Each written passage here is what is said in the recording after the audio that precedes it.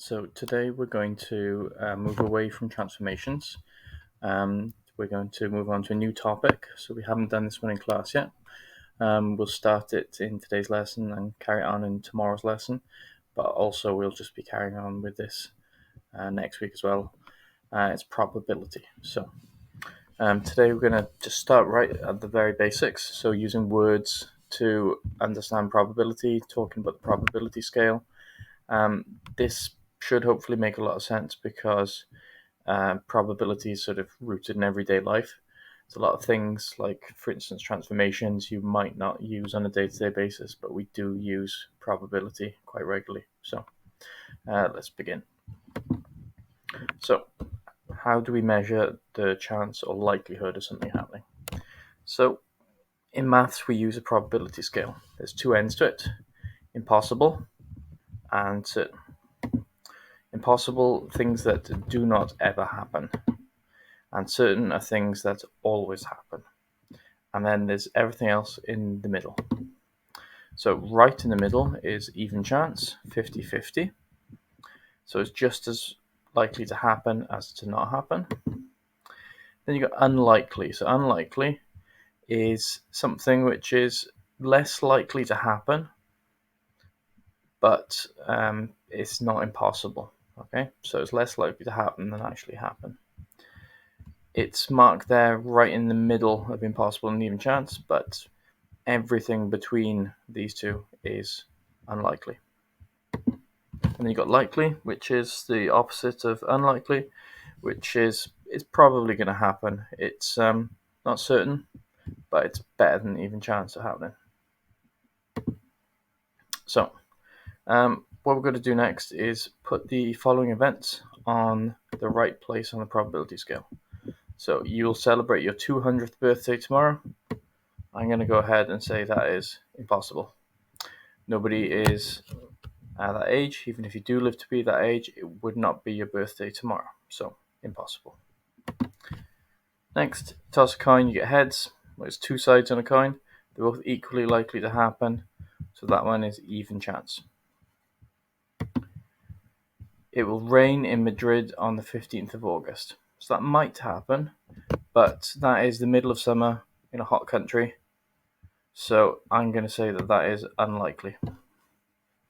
Okay, so unlikely, it might happen, it's not impossible, but it's less chance of happening than not happening. It'll rain in November on the 30th, it'll rain in London on the 30th of November. I'm going to go ahead and say that one is likely. Britain's a rainy country. November's a rainy sort of month. It's more likely to rain than not rain. Okay, and you'll have something to drink this week. Well, that one's got to be certain. Everyone, even if you don't drink all the time, you're going to definitely have drunk something over the course of a week. This spinner will land on white. So if you have a look at the spinner, it's got 5 sections. One of them is white. So it might happen, but it is more likely not to happen. So I'm going to say this is unlikely. Okay, yeah. So unlikely. It for some reason wanted it a little bit lower than there.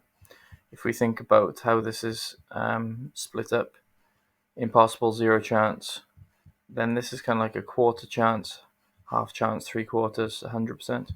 So we wanted it a little bit lower than a quarter chance.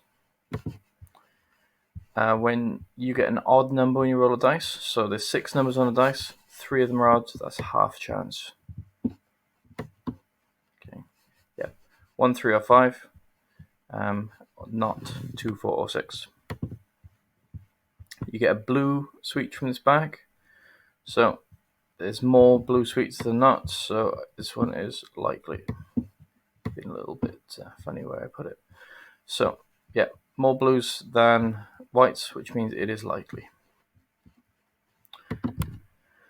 Right, there are 6 sweets in this bag. Some are blue and some are white. What's the chances of picking a white one? Well, I don't know. We don't know how many there are. So, we can't see, which means if we pick one out, it's blue. Okay, maybe they're all blue. Maybe most of them are blue. I don't know yet. So put it back in. If we pick out the sweets 10 times, then let's just see what happens. So we're just picking a sweet out, putting it back in, picking one out at random, and we're just making a note of the results. So you can see the results counting there at the bottom. So let's just wait for it to do it 10 times and then think about the probability.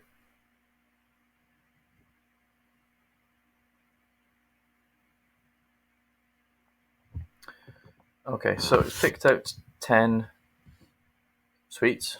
4 of them were white, 6 of them were blue. So we kind of think that more of them are blue. So maybe it's unlikely that we get a white sweet because there's less of them than blue ones. It may be true, but we don't know because probability doesn't always follow exactly what we think it'll be. So you can see there it's exactly even chance. But just because something's even chance doesn't mean if you do it 10 times, it'll happen 5 times and not 5 times. Okay, that's the thing about probability. Because if you think about winning the lottery, it's 1 in many millions that you win the lottery, but you don't have to play it millions of times to win. Some people never win, and some people win very early on. Okay, things don't always happen the way you expect them to with probability. If we think about taking sweets out 100 times, you can see here that it could be way off. 500 times, things are pretty close. 1,000 times, things are still pretty close. In general, the more times you try something, the better you'll get about the real probability. If we look back at 100 times, this is suggesting there's a 29% chance of getting white. This is suggesting there's about well, it's pretty close, so it's suggesting there's about a 40% chance of getting white. And this is suggesting there's about a 47% chance of getting white. You can see it's getting closer and closer and closer to 50%, which is what it actually is. Okay, so Ethan is going to take a sweet from each bag. We want to match the pictures to the statements. So it is certain that Ethan will take a white sweet. Well, that's going to be bag B because that's the only one with all white sweets. It's unlikely he'll take a white sweet, so we're looking for one with least white sweets. That's bag E. And it's even chance he'll take a white sweet. That's going to be bag D because there's 3 of each. Yeah, okay, easy enough. Right, so now we've got to add and remove sweets to match the statement. It's equally likely that I get a white sweet as a blue one. I've got to make the same number of each. So let's put a couple more blue ones in, and there's 4 of each. It's impossible to pick a white sweet. Well, let's get rid of them. No white sweets, impossible. Very likely I get a white sweet. Well, let's put mostly white sweets in. I can't get any more, so let's take a couple of blues out. And now it is very likely that I get a white sweet. I didn't want to take all the blues out because that would make it certain, which is not what it was saying. It's certain that I get a blue. Let's get rid of all the whites. And now it should be certain. It's very unlikely that I get a blue. Let's take out all but one. It says they shouldn't. Okay, I guess I need some more whites in there for it to count. Yep, okay. Right, so now we're playing a game of 5s. You're playing against the computer. You roll the dice. The dice can land in 2 ways, on a 5 or not on a 5. If it lands on a 5, you score a point. Otherwise, the computer scores a point. First to 5 points wins. So, 2 things could happen. It could land on a 5, or it won't. Seems like it's a fair game, but let's play it and see. Right, so let's roll the dice. Okay, computer got at that point because it's not a 5. Let's roll again. Okay, not a 5. Computer got that point. Not a 5 again. Still not a 5. And not a 5. So the computer won 5 out of 5-0. Okay, so we're not going to play it again, but let's think about what happened. Was it a fair game?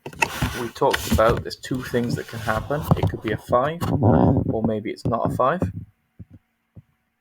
But we didn't win, and we didn't even come close to winning, and it wasn't fair.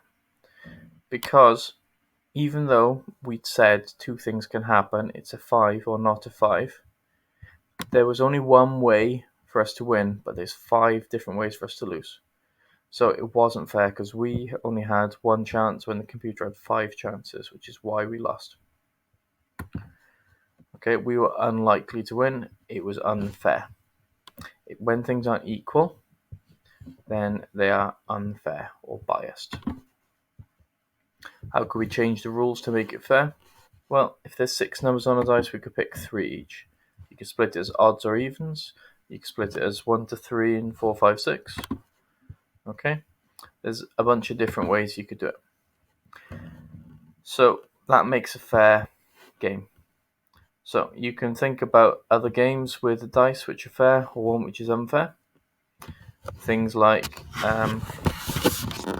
if you roll 2 dice, whether it's a double or not. There's a lot more ways to not get a double than there is to get a double, so there's lots of ways to be unfair or things like that. Okay, and we're going to do a dice simulation now. So we're going to press play and it'll roll the dice 20 times. Okay, so it's doing it nice and quickly for us, but we're going to see what happens. Now, what we'll expect is, not exactly, but roughly, there should be the same number of each result. Okay, and 2s, 3s, 4s, a 5, seems fair enough. Every number came up. There's nothing that's way above the others. They're all pretty close. Seems pretty fair to me. I think it's fair at this point, but it's not many rolls of the dice, so we don't know for sure. If we roll it more times, remember when we did the thing before with the sweets in the bag, the more times you do something, the better idea you get about true probabilities. So if we fast forward for 1,000 times, now you can see that something's gone wrong. These 4 are all pretty much the same, but this one's quite a bit higher and this one's quite a bit lower. Okay, so 6 comes up more often and 1 doesn't come up much at all, which means that I don't think the dice is fair. Okay, now that's the end of the lesson. You're gonna have to do the homework now, and there's things on the homework. I'm not going to do a homework help thing today because there's 2 lessons, and if I did that video, you just spend the whole lesson watching videos. The homework is pretty straightforward if you went through this video. Okay, everything you have to do in the homework, I've already done in this video for you.